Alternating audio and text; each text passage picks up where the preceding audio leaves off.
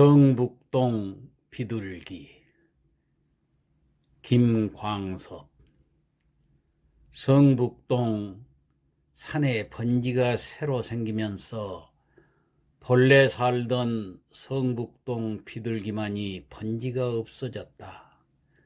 새벽부터 돌 깨는 산울림에 떨다가 가슴에 금이 갔다. 그래도 성북동 비둘기는 하느님의 광장 같은 새파란 아침 하늘에 성북동 주민에게 축복의 메시지나 전하듯 성북동 하늘을 한 바퀴 휘 돈다. 성북동 메마른 골짜기에는 조용히 앉아 콩알 하나 찍어 먹을 널찍한 마당은커녕 가는 데마다 채석장 포성이 메아리쳐서 피난하듯 지붕에 올라앉아 아침 구공탄 굴뚝연기에서 향수를 느끼다가 산 1번지 채석장에 도로 가서 금방 따낸 돌 온기에 입을 닦는다. 예전에는 사람을 성자처럼 보고 사람 가까이 사람과 같이 사랑하고 사람과 같이 평화를 즐기던 사랑과 평화의 새 비둘기는 이제 산도 잃고 사람도 잃고 사랑과 평화의 사상까지 낳지 못하는 쫓기는 새가 되었다. 김광섭 시인의 호는 이산 기쁜 산이라고 했습니다. 지난 시간에 이미 말씀드렸지만은 그는 시인으로서뿐만 아니라 창씨 개명을 반대한 애국교육자였고 또 광복 후에는 중한문화협회를 창립한 우익문단의 건설자였습니다. 특히 이승만 대통령 공보비서관을 지낸 정치인이고 언론사 편집국장을 지낸 언론이기도 하다고 말씀을 드렸습니다. 자, 그럼 이 작품을 한번 살펴볼까요? 우리들은 예로부터 자연에서 교훈을 얻기도 하고 정신적 안식을 찾기도 하면서 자연과 더불어 살아왔습니다. 그러나 언제부터인가 인간은 자연을 단순히 이용의 대상으로 여기거나 나아가서는 정복의 대상으로 적대시하게 되었습니다. 그 결과 인간의 활동 영역이 무한히 넓어진 것은 사실이지만 인간의 이러한 변화가 바람직한 결과만을 가져온 것은 아니었습니다. 인간이 누리는 물질적 풍요의 획득은 정신적 안식처와 맞바꾸는 파우스트와 메피스토펠레스의 교환에 불과하다고 혹자는 말하고 있습니다. 현대인이 겪고 있는 이러한 방황과 소외는 사실 자연을 버린 인간 자신의 그 자업자득이라고 해야 할 것입니다. 이러한 비애를 성북동 비둘기는 노래하고 있는 것입니다. 성북동 산에 번지가 새로 생기면서 본래 살던 성북동 비둘기만이 번지가 없어졌습니다. 새벽부터는 돌 깨는 산울림에 떨다가 가슴에 금이 갔다고 했습니다. 그래도 성북동 비둘기는 하나님의 광장 같은 그 새파란 아침 하늘에 성북동 주민에게 축복의 메시지나 전하듯이 성북동 하늘을 한 바퀴 휘 돕니다.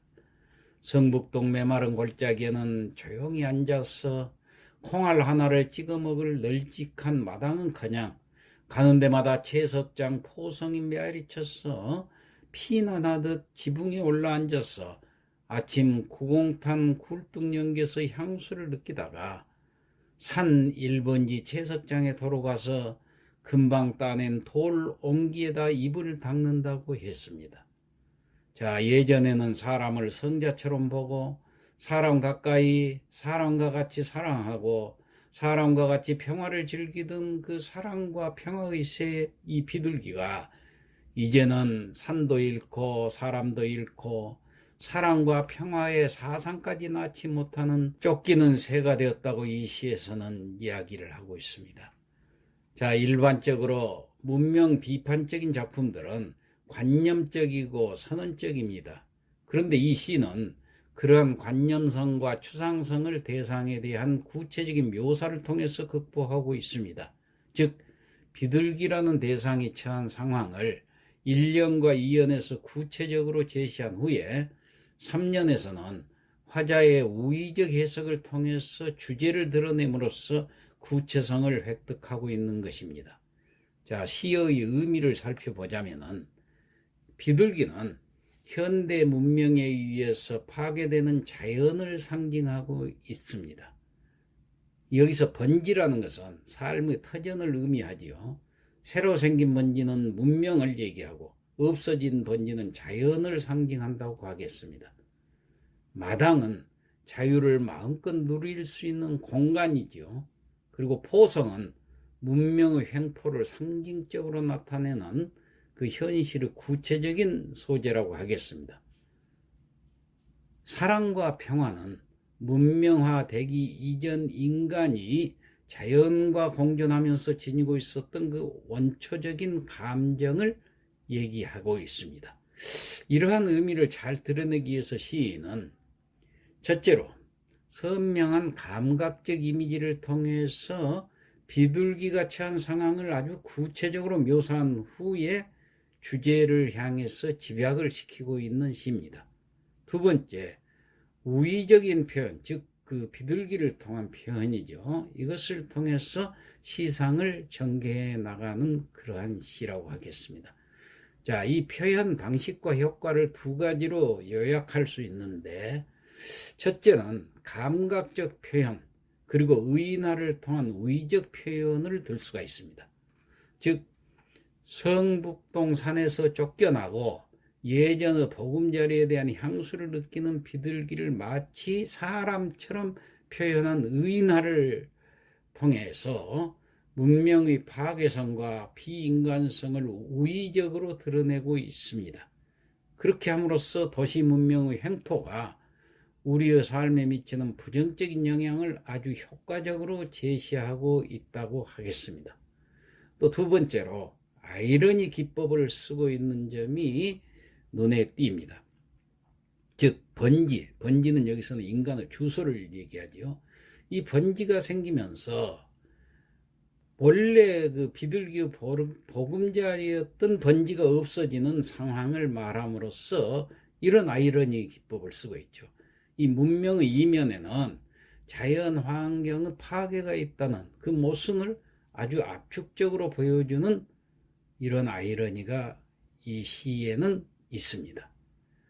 자, 시인이 이 시를 쓴 시대는 한창 그 개발 붐이 이 땅을 휩쓸던 60년대입니다. 당시 그 채석장이 있던 그가 실제로 살던 그 서울 성북동도 예외는 아니었고, 이 시 작품을 통해서 시인은 문명의 허실을 비판함과 동시에 자연의 회귀를 갈구하고 있다고 하겠습니다. 당시 지구상 최빈국인 가난한 우리 조국이었습니다.